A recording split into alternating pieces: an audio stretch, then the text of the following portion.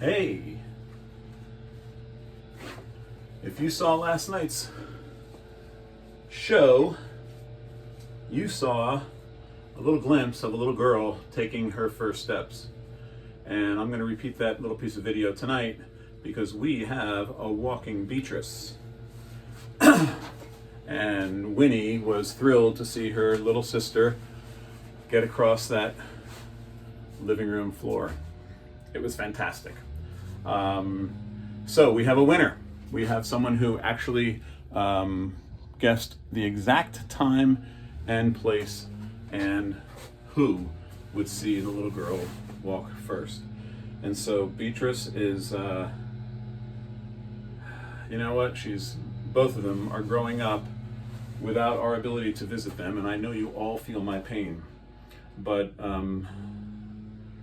thank goodness for the technology that we have, and we can communicate a little bit back and forth and see how they're doing. I was thrilled that she completed that task, if you will, getting to the point of walking, because I kept promoting this contest, and now the contest is over, and so someone has won a box of snacks that we will be sending to the house, and we will figure that out after that person gets my email, and that will arrive tomorrow morning at 8 o'clock in the morning. So good luck to you all, but there is only one winner because that guess was absolutely perfect and there weren't any ties at all. Tonight I'm at the board meeting, so I'm not going to spend a heck of a lot of time today talking. I'm just going to clean up a little bit in here because I think they want me to stand in here during the board meeting. I don't know. I have to put on a better shirt, perhaps. Maybe not. I don't know. Since it's remote learning, remote broadcasting, maybe I don't have to change anything. But I am going to clean up a little bit in here, and so got a few things to put away. Some of those old tools that we were talking about are still out and about, and yeah, these things are still sitting here from earlier times. So I'm going to clean up a little bit, and I guess that'll be it for tonight.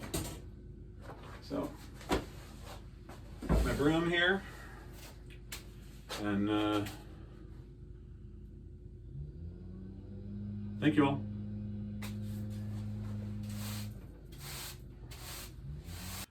I know I have this weird cube that I have to put away.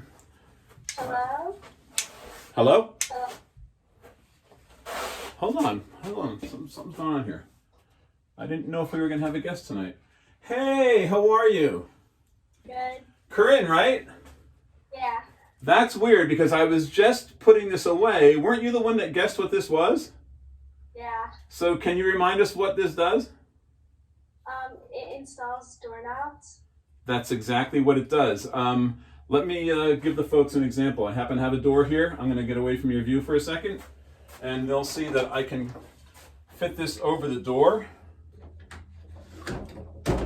And by putting it there, it makes a guide hole. It's kind of a jig, if you will, so that you can drill the hole straight through the door and put the doorknob in so that it's perfectly aligned. How did you know that? I just whenever we have to do something when it comes to handiwork, I like to help out. It's always fun and interesting. That's awesome. So your mom and dad are hands-on people, like they fix things and do things? Yeah. And where does that come from? Did you have a grandpa or anybody who did that kind of thing? My grandpa, he made my great-grandpa, he made tools. Oh, is that right? Mm-hmm. That's awesome. That's terrific. Do you have any of his old things laying around that might be interesting to see? Yeah, I have this, and we have a whole set of them. Oh, that's fantastic. That looks brand new. That's really in great shape. Do you know what that's for?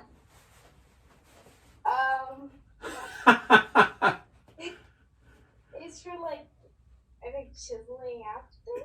It kind of is, but it's not really a chisel. Basically, you put a piece of wood on a motor called a lathe, and when it spins, you use that to chip away at the wood and make shapes. So if you have like a round dining room table leg or something like that, all those things, a baseball bat is made on a lathe, for example. So you could make baseball bats with that if you wanted to, if you had a lathe. That's awesome. So thanks for bringing that tool with you today. So let me ask you, how's everything at home? Is everybody healthy? Yeah. Good. I'm glad to hear that. And what's your experience, 6th grade, right? What's your experience in this remote learning? How are things going with you? I think it's really interesting and cool. It's like something I've never experienced before. And you have obviously have a full schedule of classes. Is any one day like more packed than another day? No, it just depends on like how much work a teacher gives you. Okay, so it's pretty balanced then. Yeah. That's awesome. And are you using Zoom all the time, or just some of the time, or? I think in the beginning, we didn't use Zoom that much, but I think teachers are using it more and more. Mm-hmm. Okay. And you're well equipped at home. I guess you have a good place where you work from, and you kind of have your own little office space, and you're taking care of your classwork. That's fantastic. That's fantastic. So, so is there anyone specifically that you'd like to say hello to tonight? Nobody in particular. I just really want to say hi to all my friends. Okay, that's great. Thanks. And so I'm assuming, even though I shouldn't be making assumptions, that when you guessed the tool that you had some help. Am I right about that? A little, because like I kind of knew what it was, but I wasn't completely sure. And the last question I would have for you is the chisel that you just showed me. Are they stored away, or do you have like an active place in your garage where there are tools and things like that? They're stored away. Uh-huh. Well, I think you should consider, and I mean this sincerely, you should check out a few people online. There are some artists who use those tools to create beautiful designs out of wood. And I'm gonna, if it's okay with you and Mom, I'd love to share a link to a particular woman online who is doing amazing things with a lathe. And who knows, maybe one day, not to become a professional tool maker, but maybe you would follow in your great-grandfather's footsteps and get to know how to do that carving. And you know, you might be very impressed by that. And who knows, you might consider that as kind of like a pastime for yourself. All right, I'll do that. So thank you so much for joining the contest.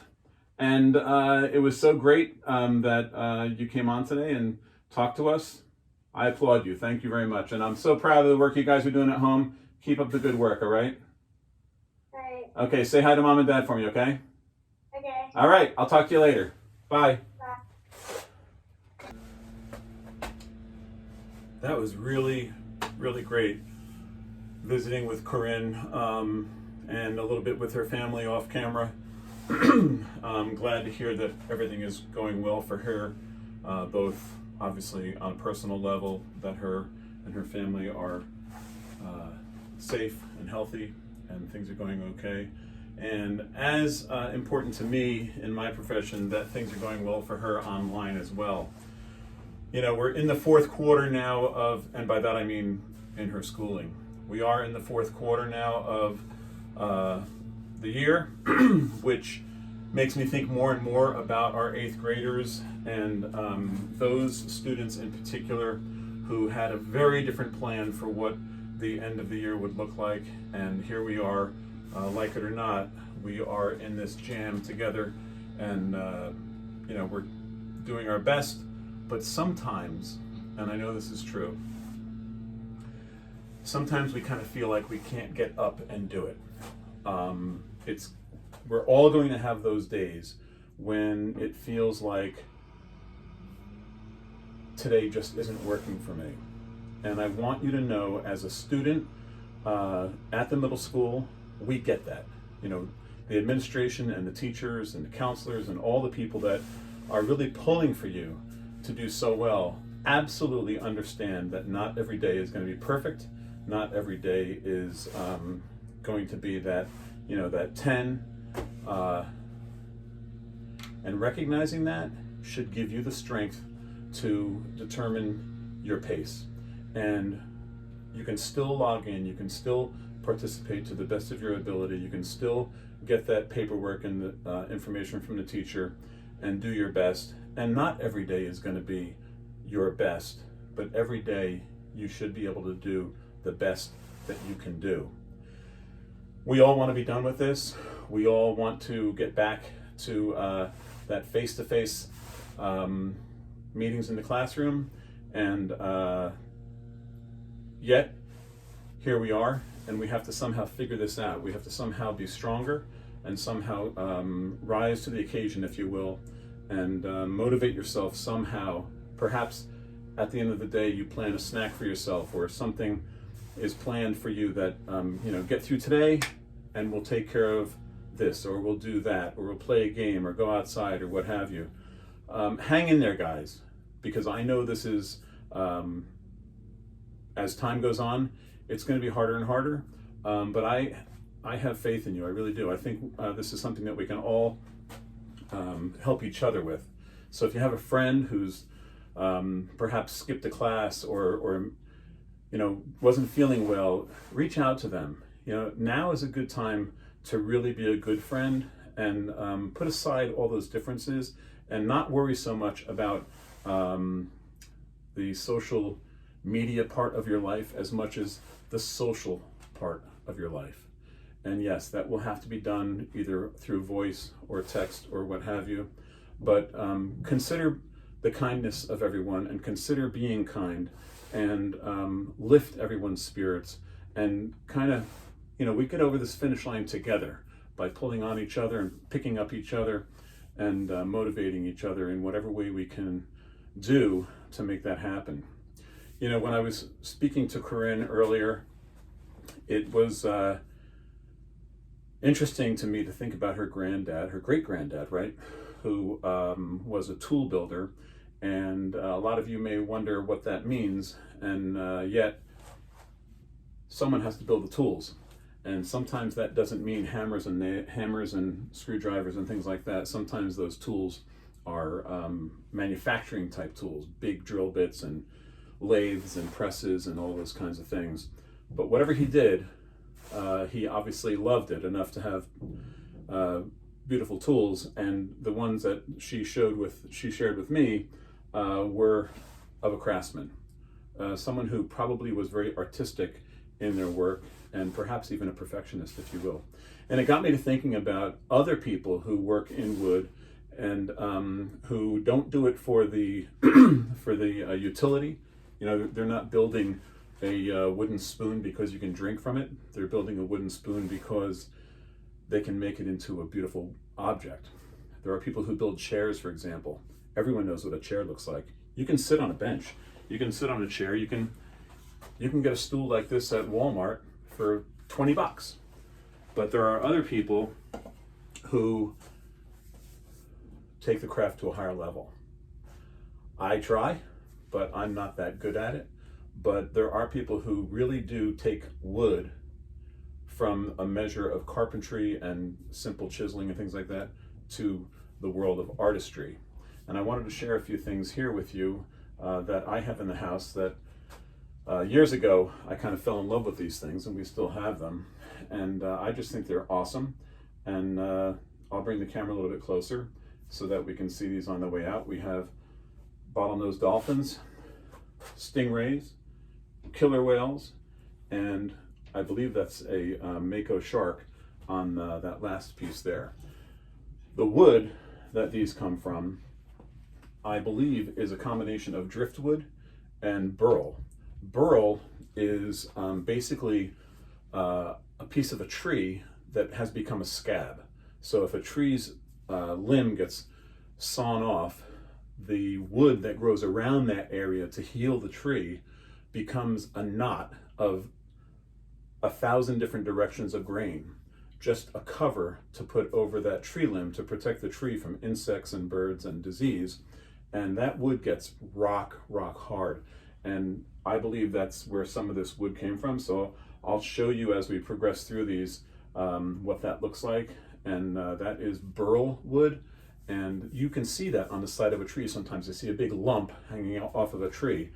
That lump would be prized by someone who is an artist working with wood, because that's the wood that they gravitate toward to create those unbelievable bowls or tables. Yes, sometimes those bowls are large enough to make a table out of, and they will cut those into thin slices and make beautiful, beautiful pieces of woodwork.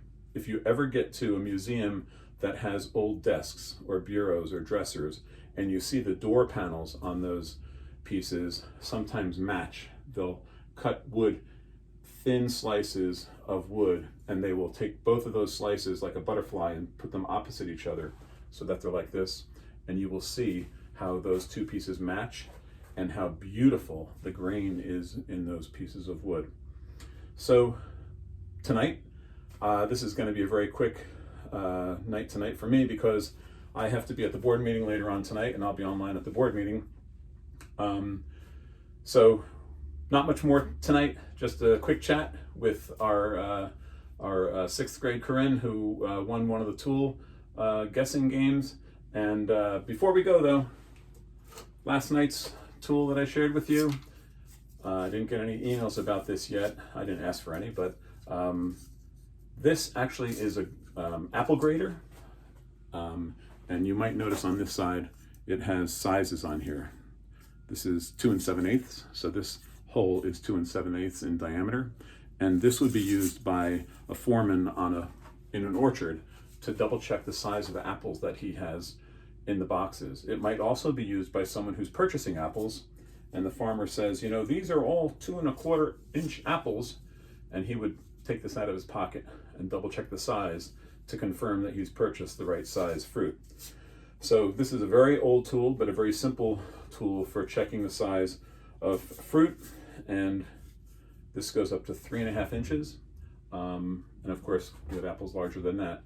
But that's what that's for, just for grading fruit, a very quick glance at a box or a crate of apples and determining what's the average size apple in that box. So that's what that is. And now I'll give you guys a glimpse of these beautiful statues, and then we'll close out the night. So hang in there, guys. Keep the faith, share the love, and keep working hard. We are working hard for you. Have a good night.